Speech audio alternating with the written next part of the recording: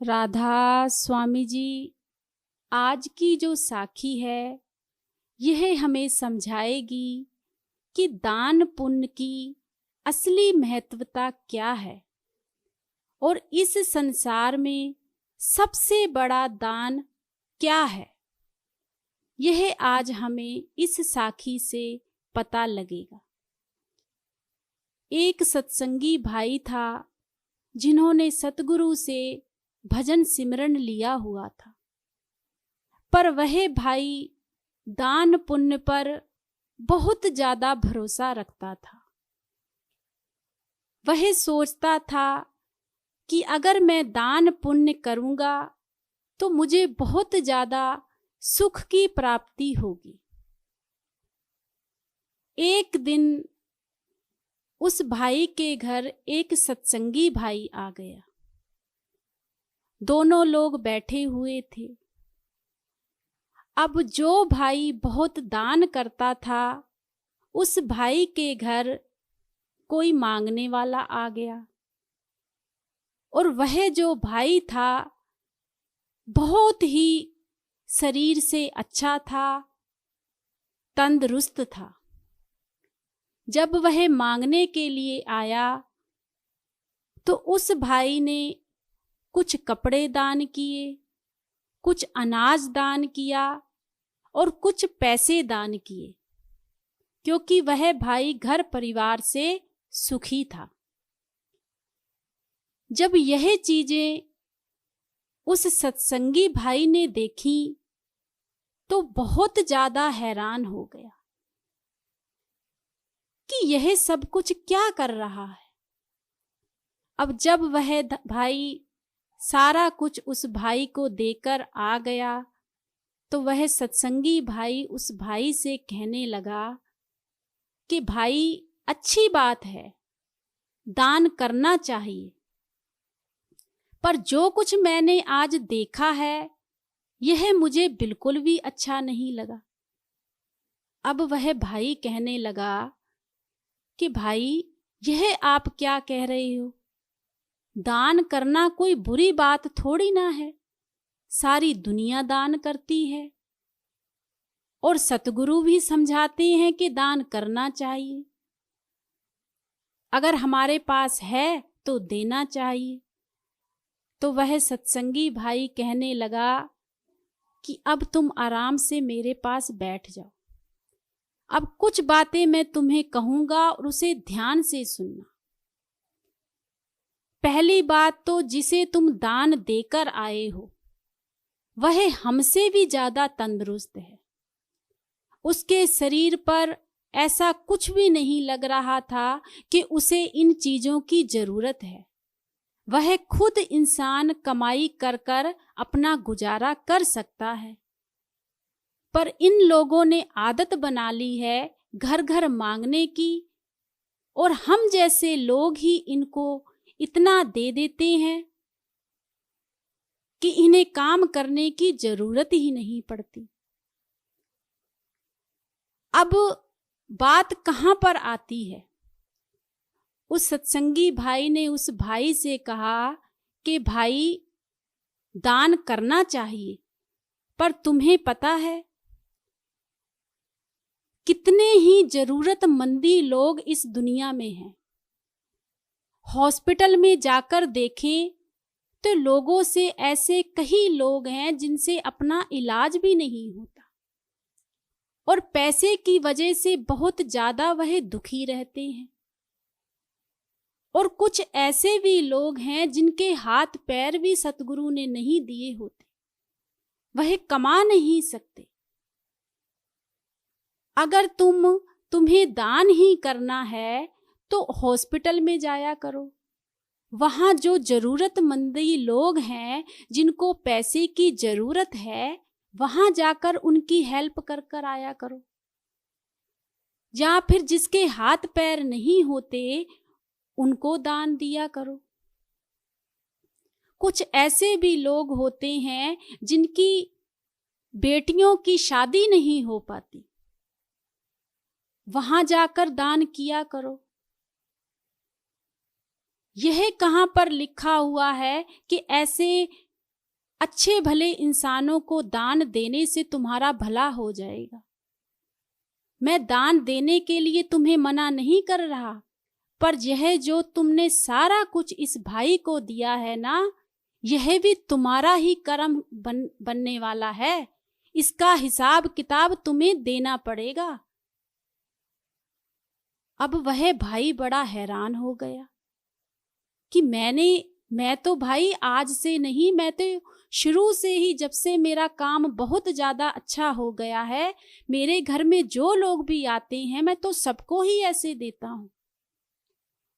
अब सत्संगी भाई कहने लगा कि भाई, तुमने कभी यह बात सोची है कि यह जो चीजें तुम्हारे से लेकर चले जाते हैं, इनका यह यूज क्या करते हैं? इनको यह खर्च कहां पर करते हैं?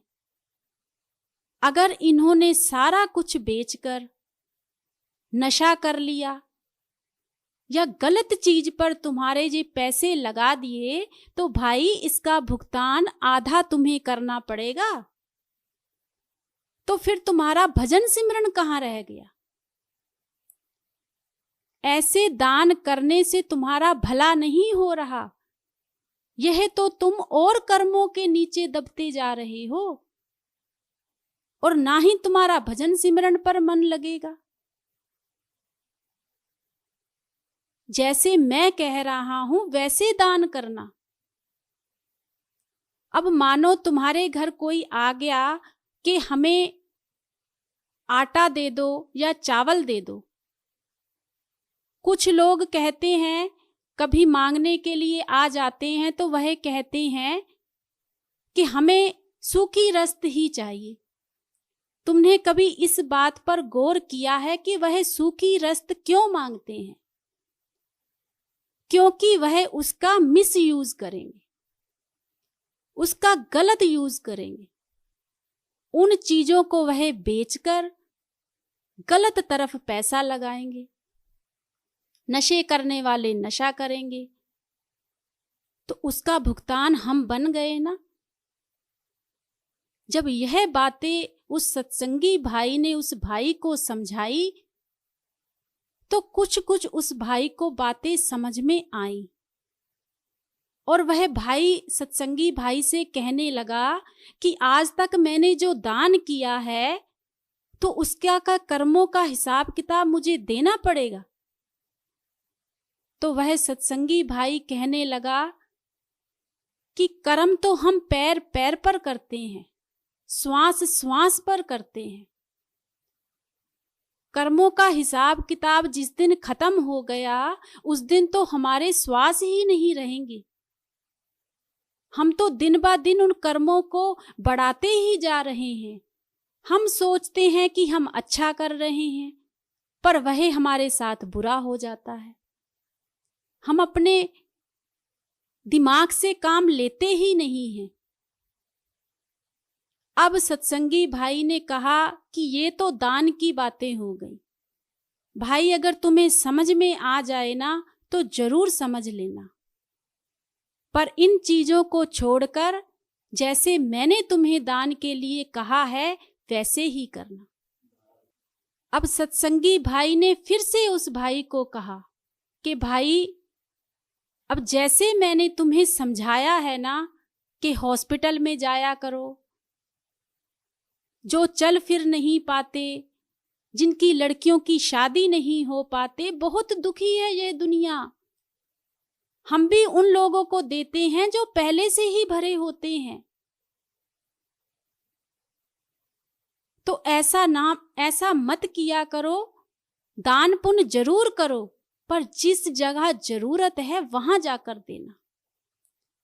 उस भाई को यह बातें कहीं ना कहीं समझ में आ गई। अब सत्संगी भाई ने उस भाई से एक बात और पूछी कि दान पुण्य की तरफ तो तुम्हारा बहुत ध्यान है, पर तुम्हारा भजन सिमरन की तरफ कितना ध्यान है? अब वह भाई ने आगे से मुस्कुराकर कहा कि भाई, अगर मेरे बजर कपाट खुलेंगे तभी तो मैं भजन सिमरन करूंगा। अब सत्संगी भाई इस चीज से बड़ा परेशान हुआ कि बजर कपाट कोई दीवार थोड़ी ना है, जहां जंजीरों से कोई वह चीज जकड़ी हुई है, जहां उसे ताले लगे हुए हैं जो खुल नहीं रहे। वह भी काम, क्रोध, लोभ, मोह, अहंकार है। जब हमारे बजर कपाट खुल जाएंगे, और वह कैसे खुलेंगे? भजन सिमरन से। वह तुम करते नहीं हो, और यह जो तुम दान कर रहे हो, इससे तो तुम्हारा दिन ब दिन अहंकार बढ़ता जा रहा है। अब तुम झूठ मत मानना और बुरा भी मत मानना। जब तुम दान देते हो, थोड़ा बहुत तो अहंकार आता ही होगा। अब वह भाई मुस्कुरा दिया और कहने लगा कि ऐसा कुछ नहीं है। तो सत्संगी भाई कहने लगा कि असल चीज तुम्हें पता है कि असल दान है क्या? तो वह भाई कहने लगा, असल दान क्या है? सत्संगी भाई ने कहा कि असल दान है नाम दान। इस मात लोक में जब सतगुरु ने देखा कि दुनिया बहुत भटक चुकी है, और वह उन्हीं रूहों को गिन गिन कर, चुन चुन कर उन पर मोहर लगाते हैं, और उन्हें वह नाम दान, जो सबसे बड़ा दान है, वह नाम दान है। वह दान है जो हमारे सतगुरु हमें देते हैं, जो सतगुरु ने गिन गिन कर, चुन चुन कर अपनी मोहर लगाई हुई है। अगर हम उस चीज को टाइम टू टाइम भजन सिमरन करेंगे, तो जो तुम कह रहे हो ना कि तुम्हारे बजर कपाट नहीं खुल रहे, वह जरूर खुलेंगे। पर हम इन चीजों की तरफ जाते ही नहीं हैं। हम बाहर मुखी होकर बैठे हुए हैं। हम सोचते हैं कि इन चीजों से हमें सब कुछ मिल जाएगा, हमें सुख की प्राप्ति हो जाएगी। जो असल सुख है, जिसे हमें असल में पाना है, उन चीजों को हम भूलकर बैठे हुए हैं, और हम बाहर मुखी होकर बैठ गए। इन चीजों से हमारा सिर्फ अहंकार बढ़ेगा और कुछ नहीं। तब उस भाई को यह बातें समझ में आई कि सच में मैं तो आज तक मैंने कभी यह बातें सोची ही नहीं, और मैं तो बाहर मुखी ही हो गया। मैं सोचता था कि अगर हमारे घर में कोई मांगने के लिए आता है तो उसको खाली नहीं भेजना। तो वह सत्संगी भाई कहने लगा कि खाली भेजना भी नहीं है हमें। जब हमारे दरवाजे पर कोई आ जाता है तो हमें उसे डांट फटकार कर नहीं भेजना। उसे बिठाओ, जो भी तुम्हारे घर में खाना बना हुआ है खाना खिलाओ, पानी पिलाओ। अगर वह जरूरतमंद है, आपको लग रहा है कि हाँ इसे बहुत ज्यादा जरूरत है किसी चीज की, अगर उसका शरीर उस लायक नहीं है तो जरूर दो। पर जो काम तुमने आज किया है, ऐसे लोगों पर दान करना व्यर्थ है, और कर्मों का भुगतान भाई तुम्हें ही देना पड़ेगा। जो भी ऐसा करेगा उसे ही भुगतना पड़ेगा। उस भाई को यह बातें बहुत अच्छे तरीके से समझ में आ गई, और उस भाई ने कहा कि यह बातें आज तक मेरे भाई मुझे किसी ने समझाई ही नहीं। मैं तो इन्हीं चीजों में अटक कर बैठ गया था। मैं तो सत्संग में भी बड़ी बार सुना था कि जब तक तुम्हारे बजर कपाट नहीं खुलते तुम्हें अंदर कुछ दिखाई नहीं देगा। और जितना भी दान पुण्य कर सकते हो करो। तो सत्संगी भाई ने कहा कि हम यहीं पर तो भटक जाते हैं। जो रियलिटी है, जो हकीकत है, हम उन चीजों को समझते नहीं हैं जो हमें हमारे सतगुरु समझाने की कोशिश करते हैं, वह हम नहीं समझते। जैसा हमारे सतगुरु हमें कहते हैं, अगर हम वैसे बन जाएं तो सारा कुछ ही ठीक हो जाएगा। उस भाई को यह सारी बातें समझ में आ गई। तो फिर उस भाई ने अपने सतगुरु का जो भी भजन सिमरन लिया हुआ था वह भाई अपने मन से जपने लगा। धीरे धीरे वह भाई वैसे ही करने लगा जैसे सत्संगी भाई ने समझाया था। दान पुण्य वह भाई करता था, पर हर हॉस्पिटल में जाता था, जिसको जरूरत होती थी वह उसकी मदद करने लगा। जो चल फिर नहीं पाते थे उनकी मदद करने लगा। मालिक ने दिया ही बहुत था, किसी चीज की कमी ही नहीं थी। और फिर यह भाई जब यह काम करता था, भजन सिमरन पर भी पूरा टाइम देता था। और जो वह चीज कहता था कि मेरे बजर कपाट नहीं खुल रहे, वह धीरे धीरे लोभ मोह अहंकार सब कुछ धीरे धीरे कम होने लगा। और मालिक की तरफ जो उसका प्रेम था वह बढ़ने लगा।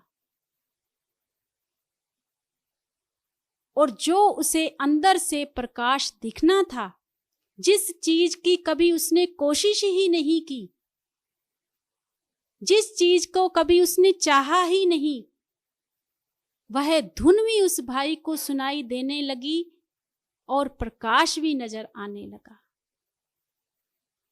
जब यह चीजें उस भाई ने देखी तो फिर उस भाई ने उस सत्संगी भाई का फिर से शुक्राना किया और सत्संगी भाई से कहने लगा कि भाई, आज अगर तुम नहीं होते, अगर मुझे इतना समझाया नहीं गया होता, तो शायद मैं बाहर मुखी ही रह जाता। जो चीजें आपने मुझे समझाई थी, आज मैं उन चीजों पर चलकर मेरे पर बहुत ही सतगुरु की दया मेहर हुई है। मैं आपका उपकार नहीं दे सकता। वह सत्संगी भाई कहने लगा, हम कुछ नहीं कर सकते, कराने वाला भी वही है। उसने तो अपनी मोहर हर सत्संगी पर लगा दी है। बस अगर हम लोग कोशिश करेंगे और इन बाहरमुखी चीजों से हटकर अगर उस सुख की प्राप्ति को चाहेंगे, तो मालिक किसी चीज की कमी ही नहीं छोड़ेंगे, क्योंकि इन चीजों से हमें सिर्फ अहंकार आता है। तो ऐसे ही उस भाई का भजन सिमरन चलने लगा। तो कहने का भाव सिर्फ इतना है,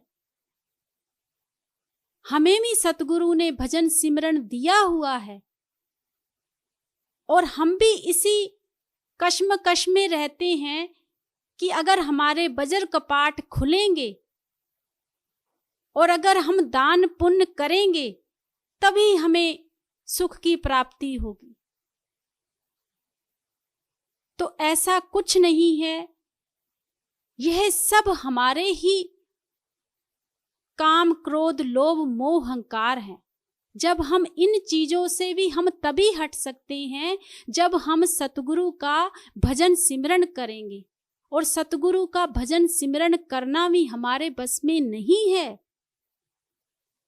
हम तो सिर्फ मालिक के आगे अरदास ही कर सकते हैं कि सतगुरु, अगर आपने हमें अपने भजन सिमरन की बख्शिश की है तो जींदे जी हमें उस मुकाम तक जरूर पहुंचाना। इन बाहरमुखी साधनों से हमें दूर करो और अपनी ओर हमें सतगुरु खींचो। यह अरदास हमें अपने सतगुरु के आगे रोज करनी चाहिए, तो सतगुरु जरूर सुनते हैं। राधा।